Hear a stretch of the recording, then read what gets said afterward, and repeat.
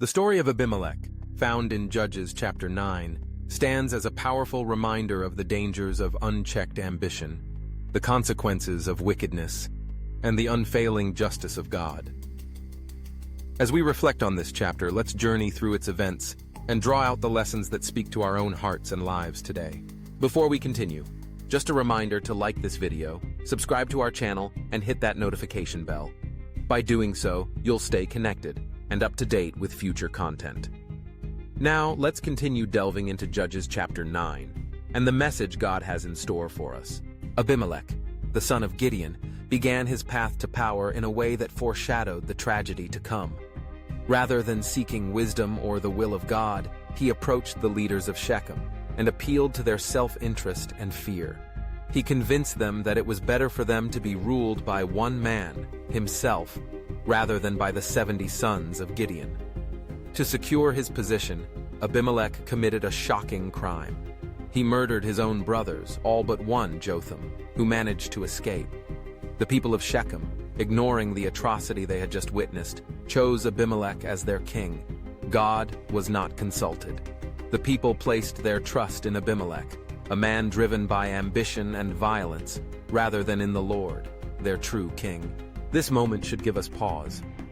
How often do we, like the leaders of Shechem, make decisions based on fear, convenience, or self-interest, without seeking God's guidance? The account warns us of the consequences when we allow sin and ambition to guide our choices. The joy that Gideon might have once felt for his sons is turned to sorrow as he watches, from the grave, the destruction that Abimelech brings upon his family and his people. We cannot see the future, but we can be certain that our actions today have the power to influence generations to come. Let us be vigilant, fearing and watching against sin, for our evil conduct may produce fatal effects upon our families, even after we are gone. As Abimelech's reign began, Jotham, the sole surviving son of Gideon, stood on Mount Gerizim and spoke a parable to the people of Shechem. He compared the trees of the forest seeking a king to Israel's quest for a ruler. The fruitful trees, the olive, the fig, and the vine, all refused to forsake their purpose of bearing fruit for the good of others in order to rule. Only the bramble, the most worthless and dangerous of plants, accepted the offer, promising protection it could never give. Jotham declared that Abimelech was like the bramble, unworthy, dangerous, and destined for destruction. There is a profound lesson here about leadership and ambition. Those who are fruitful, who serve faithfully for the good of others, are often reluctant to seek positions of power, knowing the responsibility and sacrifice it entails. Those who seek power for its own sake, like Abimelech, are often the least fit to wield it. The bramble offers only empty promises and brings danger, not protection. We are reminded that true greatness in God's eyes is found in service and self-sacrifice, not in ambition and self-promotion. Abimelech's glory was short-lived. For 3 years he ruled over Shechem, but unrest quickly grew. The very people who had supported him began to conspire against him. The prosperity of the wicked is fleeting. The throne gained through violence and deceit cannot endure. The Shechemites, who had raised Abimelech to power, soon felt the weight of his cruel rule.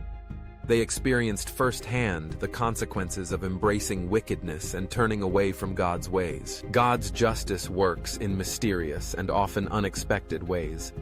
Abimelech sought to punish the Shechemites for their disloyalty, but in reality, God was using these events to judge both Abimelech and the people of Shechem for their earlier sins, the murder of Gideon's sons, and the rejection of God as king.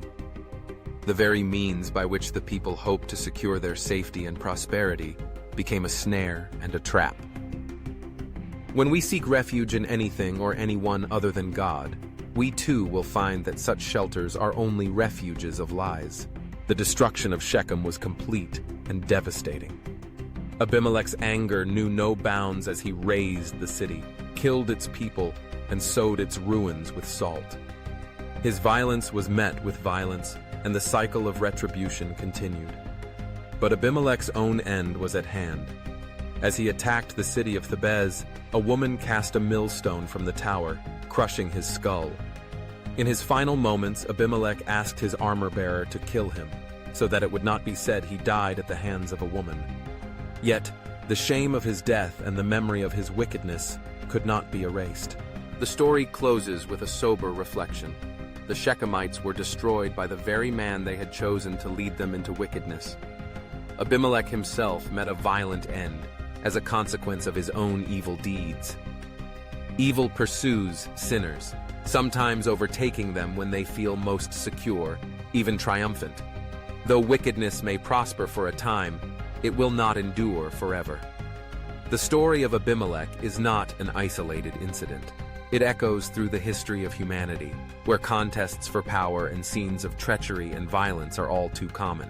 This account lays bare the deceitfulness and desperate wickedness of the human heart, the power of sinful desires, and the corrupting influence of Satan. It stands as a warning to us all. No matter how appealing or successful wickedness may appear, it will ultimately lead to ruin. The only true refuge, the only lasting source of hope and righteousness, is found in God alone. As we close, let us turn our hearts to prayer. Lord, you have given us your word of truth and righteousness. Pour upon us your spirit of purity, peace, and love.